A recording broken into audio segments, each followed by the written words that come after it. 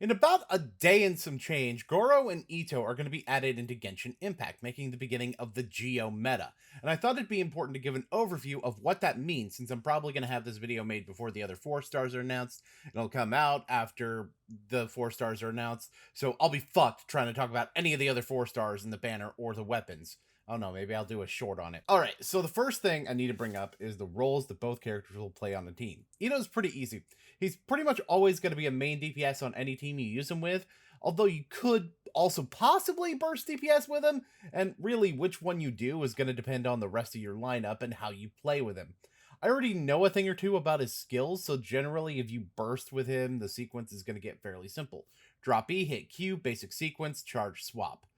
You might wind up doing that last part, the basic sequence and charge, twice, depending on how long it takes and how long his Q is up. But that's basically it.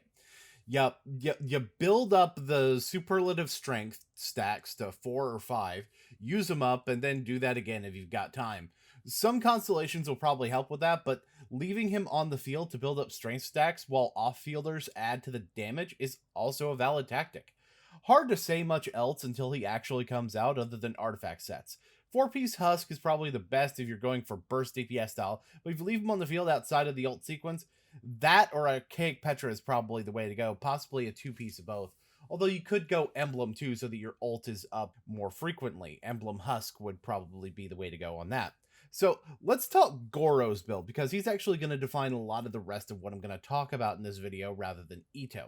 Don't get me wrong, Itto's more exciting and versatile, but Gorou's going to be the underappreciated linchpin of Mono Geo. See, it's all about his buff, both the E field and the Q version. Getting his E high is going to be more important than buffing the Q, and he'll also benefit from defense for extra damage. But the main stat he's going to want is energy recharge in order to get that Q up quickly. I would debate between giving him 4-piece Husk for maximized damage when he drops his buff, 4-piece Emblem for maximized ult in particular, or going for a 2-piece set of each, meaning his build is actually going to be a little more flexible than most hyper-focused characters would be. You can also go Noblesse with that, by the way, so again, there's lots of options to go with here. But the mechanics of the buffs brings me to what I want to talk about. Gorou's gameplay design caps the power of the buffs at 3 Geo characters, and he's also got constellations to give him bonuses when you collect crystallized reactions, specifically being able to reduce his cooldowns. So there's one clear aspect to the Mono Geo team that comes forth when you look at Geo. It's actually going to be 3 Geo characters with a splash character. So from this point forward, I'm not going to be calling it Mono Geo. I'll be referring to this as 3G. So when looking at that, it's best to examine what various types of roles your Geo characters can play in order to figure out what role your splash character should fill. First thing to point out is that if you don't have Gorou, because being a 4-star apparently makes you rarer than 5-stars sometimes, so it's possible. But if you don't have Gorou, then you don't really have the 3G strategy, because the only real benefit to that third Geo character is Gorou's abilities. I mean, you can, but that's going to be down to the synergies you have rather than outright building for this strategy. Again, you'd probably be better off using just 2 Geo characters to get that resonance, and possibly picking up another resonance with the other 2 characters if you want it. So one of Gorou's abilities to increase defense, which immediately brings up that there are 2 characters that benefit less from his build. Zhongli and Ningguang. Now, Zhongli can obviously still go with this team, but he also overlaps with Gorou quite a bit with resistance to interruption, although his shield and the ability to burst to freeze enemies in place is nothing to sneeze at. I'm not saying don't use Zhongli in this, but what I am saying is that from my perspective, he's actually a lesser choice for this particular composition, simply because of how much of his kit would be wasted on this team. And if you're going in Spiral Abyss with something like this, it may be better to put Zhongli on the other team if you have that option. So anyway, the roles various Geo characters play. We have a couple of main DPS options in Geo with Itto and Ningguang, but that's about it unless you go a particular way with Zhongli, so main DPS could wind up being a good place to look at for your non-Geo character, possibly playing with physical alongside to really make reactions low priority. Although that does mean Gorou will have a bit longer of a cooldown if you do that. If you're going main DPS as the splash, though, I personally like Eula as the best. You don't get the superconduct shred, I'm aware, but what you do get is a lot of protection for Eula's big number energy, and in turn, a fast crystallize to give Gorou some cooldown back easily. But of course, Geo's main DPS options are very good, whereas healers in Geo are kind of iffy.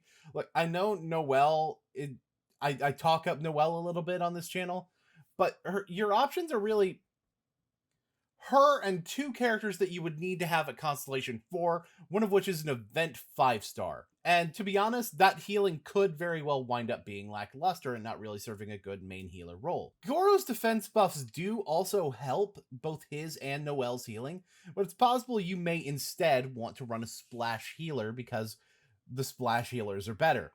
Now, Geo has a lot of protection, so your healing doesn't need to be as strong, so maybe C4 Gorou would end up working out, which is why I'm saying that Kokomi wouldn't necessarily be the best option. Although what I personally like the most depends on your main DPS, whether it's Itto or Ningguang. For Ningguang, I actually like Bennett a little bit more, fully aware that Itto also gets a lot of benefit out of this, but the key is that Ningguang doesn't really benefit from all the defense buffs you're getting, so Bennett gives her more firepower. With Itto, I've got a little bit of an unusual choice here for something else I like, although again, Bennett. Bennett in every team ever for the history of time. But Chi-Chi, though. Her healing coordinates with attacks, including those made by other people, and having a second attack-based character could be beneficial if, for example, you decide that your Gorou, or one of your other supports, would benefit from wielding Noblesse Oblige in order to give that attack boost. Okay, so speaking of supports, I'm going to talk about them next. The notable supports I'm calling out here are Gorou, Zhongli, and Geo Traveler. I'm aware there's one character that people consider a support that I'm leaving out. Don't worry, I'm going to talk about him later. I personally prefer the first two choices, but you may actually want to run a team with two supports because you're definitely not running this team without at least one Geo support. Y'all know who I'm talking about. By this point, I would hope so. Considering the fact that shielding may be something to consider if you're not using Zhongli, I would look at Xinyan to be the best of this iteration. She does benefit from some of Gorou's buffs, so it would basically be adding characters that benefit from Gorou's third buff to a team with these two in supporting positions. This is far from my most recommended 3G team, though. In reality, all of your support lineup should probably just be Geo. Finally, sub DPS, burst DPS, off field, whatever you want to call it. This is probably the least likely case where you're thinking about a non-Geo character, since for the most part, for one, all your main DPS and support options fit in here alongside Albedo. So yeah, pretty much everybody other than Noelle. And to be honest, you could actually narrow down that list slightly more, since Ningguang doesn't feel as good to play as a sub DPS with a hot swapping strategy. But I don't know, let's say you really want to go there for some reason. Maybe even because of the limitations of what Geo characters you have. It's fine. Well, it's a more so a case of me telling you what not to put here in that instance. You don't really want to go for an Animo character, so Kazuha's out, and Zhao would be out on that if you weren't already disqualifying him for requiring way too much field time. Mostly anyone else can work if you play them right, but I bet you want an actual recommendation here. Okay. I would go for Ganyu or Tartaglia. Main reason I say Ganyu is because her taunt can be useful if you don't have an Itto to issue a taunt, and the resistance to interruption really helps when you're operating as a sniper. As for Tartaglia, he lives for this hot swap style, so especially if your main DPS in this situation is Itto, Tartaglia could be a pretty dope choice. So, like I said, these characters create a whole new mono element, or three of, I guess would be the more accurate way to put it, meta. I've actually used a couple of teams in Spiral Abyss that were 3H teams and done quite well with them, so I can honestly say that there is a purpose to creating characters with the idea of 3 of teams in mind, like Gorou is. Of course, I don't know. Maybe the topic of element-focused teams is better saved for another video.